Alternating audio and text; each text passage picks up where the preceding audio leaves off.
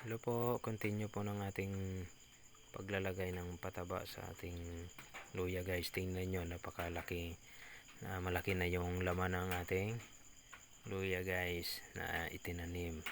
Parang kailan lang. Ngayon malaki na.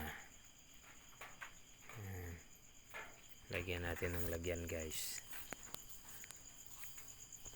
Puno ubusin natin yung nalagyan yung bawat sako ng ating luya na itinanim.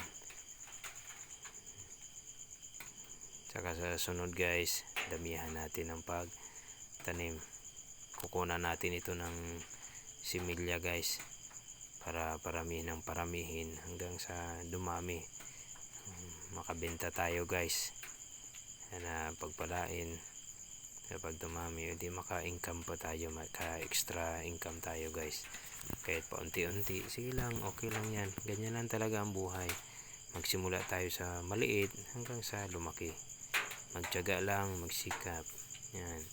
Kahit medyo maupaw na yung ulo guys, oh. Patawa-tawa lang siya guys, oh. Mataas na sa akin, no.